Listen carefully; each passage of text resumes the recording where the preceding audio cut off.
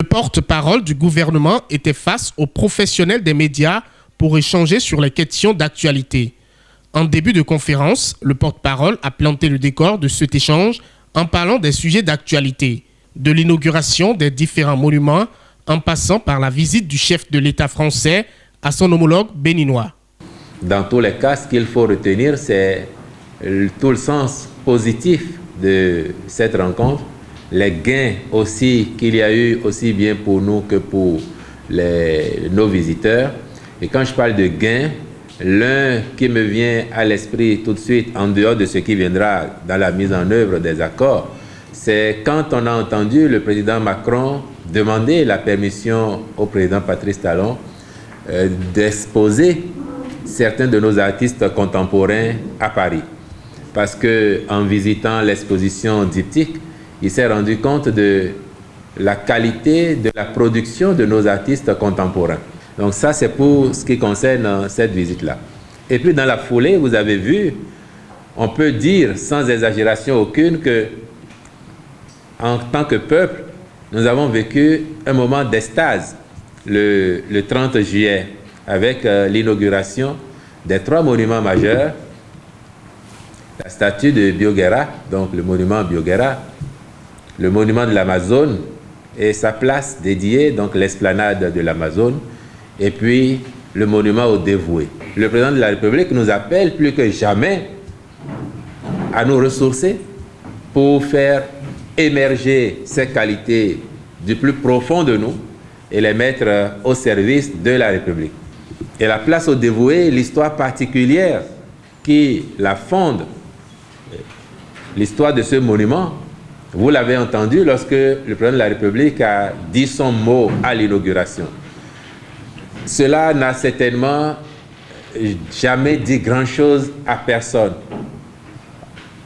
Peut-être quelques intellectuels se sont interrogés sur l'histoire de ce fameux monument aux morts dont nous avons hérité du colon, mais sans aller plus loin.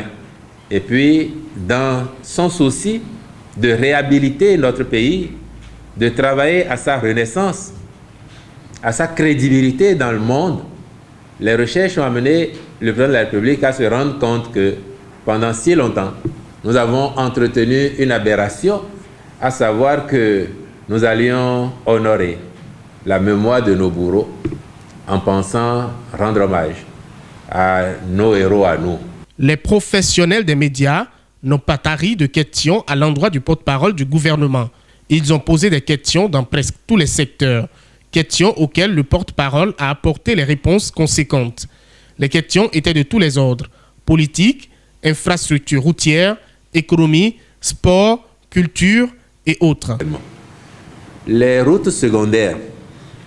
Je vais vous renvoyer au programme de campagne du candidat en 2021, qui a indiqué qu'à la fin du mandat en 2026, il voudrait faire en sorte qu'il n'y ait plus de communes qui ne soient reliées entre elles par au moins une route bitumée.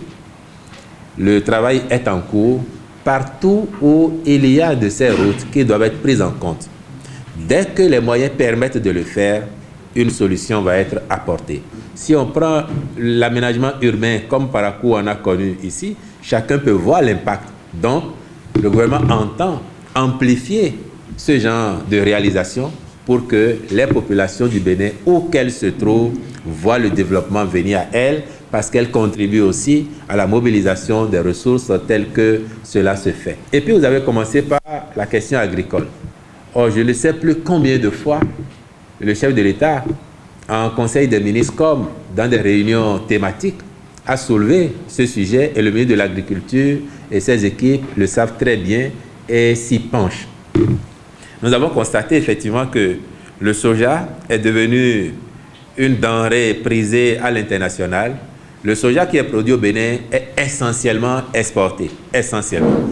Et parce que les coûts sont assez attractifs, effectivement, on sait que certains producteurs de vivriers, notamment de maïs, préfèrent faire des emblavures de soja plutôt que de faire du maïs. Mais la question est connue. Le ministère de l'Agriculture y a réfléchi sur prescription du chef de l'État, et nous travaillons sur les années à venir à densifier notre agriculture aussi bien en matière vivrière qu'en matière de produits d'export.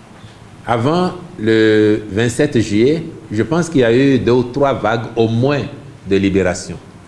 Ce qui postule que la justice fonctionne suivant son agenda. Les juges, ils font leurs enquêtes. À des moments donnés, ils constatent que par rapport à telle ou telle personne suspectée, les enquêtes sont à un point où ils n'ont plus besoin de les avoir forcément sous main de justice parce qu'il n'y a plus de risque de faire disparaître des preuves, et où il n'y a pas de risque qu'ils s'évaporent. L'essentiel des informations recherchées ayant été déjà obtenues. C'est arrivé 2 ou 3 fois avant la visite du président Emmanuel Macron, sans qu'aucune visite n'ait dicté cela. La conjoncture du moment a fait qu'il y a eu cette coïncidence entre la visite du président Macron et cette nouvelle vague de libération.